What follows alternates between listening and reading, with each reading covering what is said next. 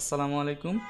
আজকে আমরা তিনটে এজেন্ডা সম্পর্কে জানবো। একটা হচ্ছে হাউ জাভাস্ক্রিপ্ট ওয়ার্ক, জাভাস্ক্রিপ্ট কিভাবে কাজ করে এবং এক্সিকিউশন কনটেক্সটটা কি, is JavaScript synchronous or asynchronous এবং is JavaScript single threaded or multi threaded. আচ্ছা, এই তিনটে বিষয় সম্পর্কে আমরা জানবো। তো আমরা জানি যে প্রত্যেকটা ব্রাউজারে একটা জাভাস্ক্রিপ্ট ইঞ্জিন আছে, যেমন গুগল ক্রোমে V8 ইঞ্জিন আছে, মজিলা ফায়ারফক্সে স্পাইডার মাঙ্কি আছে। আসলে প্রত্যেকটার কাজই সেম, কোডগুলো ইনপুট হিসেবে নেয় এবং এই কোডটাকে আউটপুট হিসেবে প্রদান করে। কারণ এই ব্রাউজারগুলো তো জানে না আসলে জাভাস্ক্রিপ্ট কোডটা কী, তো এটা বোঝে না।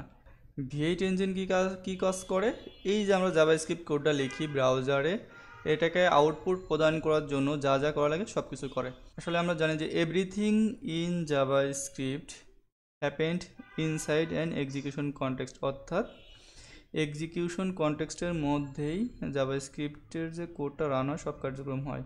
আসলে এক্সিকিউশন কনটেক্সটের কী তাহলে, এটা এমন একটা বক্স যেখানে ইনপুট হিসেবে জাভাস্ক্রিপ্ট কোডকে নিবে এবং এর সম্পূর্ণ প্রসেস শেষ করে আউটপুট প্রদান করবে। এক্সিকিউশন কনটেক্সট দুইটা ফেজে কাজ করে। প্রথমত মেমোরি ক্রিয়েশন ফেজ, 2 নম্বরে কোড এক্সিকিউশন ফেজ। চলুন আমরা একটা এক্সাম্পল দেখি যে কিভাবে জাভাস্ক্রিপ্ট এক্সিকিউশন কনটেক্সট কাজ করে। ধরেন যে এখানে হচ্ছে একটা কোড আছে, কোডে সর্বপ্রথম কি করবে, এর একটা মেমোরি ক্রিয়েশন ফেজ তৈরি করবে। এটাকে হচ্ছে কি বলা যায়, যে ভেরিয়েবল এনভায়রনমেন্টে বলা যায় যে এই জায়গা প্রত্যেকটা ভেরিয়েবল রেখে দিবে, যে n=5 বা অবজেক্টের ভ্যালুগুলো রাখবে, তারপরে ফাংশনের রেফারেন্স রেখে দিবে। এরকম প্রত্যেকটা ডাটা টাইপ অনুযায়ী এখানে ডাটা রেখে দিবে এবং এরপরে কি করবে, এই কোড এক্সিকিউশন ফেজে এই যে কোডগুলো আছে লাইন বাই লাইন এক্সিকিউট হবে।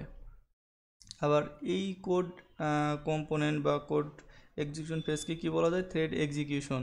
তো থ্রেড এক্সিকিউশনটা কি, যে এখানে কোডগুলো এক্সিকিউট করবে লাইন বাই লাইন, এখানে অ্যাট এ টাইম এক লাইন কোড এক্সিকিউট করবে এবং পুরো কোডটাই এই কোড এক্সিকিউশন ফেজের মধ্যেই সংগঠিত হবে।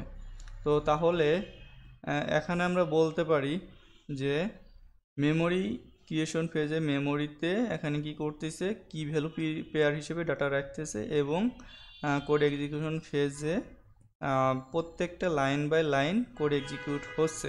এখান থেকে আমরা বুঝতে পারি যে যেহেতু অ্যাট এ টাইম একটা লাইন করেই কোড এক্সিকিউট হচ্ছে এবং একটার পর একটা যেভাবে যে প্রথমে এই লাইন এক্সিকিউট হবে, এরপরে পরের লাইন, এরপরে তারপর পরের লাইনটা এক্সিকিউট হবে। তো এভাবে আমরা বলতে পারি যে একটার পর একটা এক্সিকিউট হচ্ছে। তাহলে কি আমরা এটা বলতে পারি না এটা একটা সিনক্রোনাস ল্যাঙ্গুয়েজ এবং অ্যাট এ টাইম তো এক লাইনই এক্সিকিউট হচ্ছে, তাহলে এটাও আমরা বলতে পারি যে এটা হচ্ছে সিঙ্গেল থ্রেডেড এবং সিনক্রোনাস।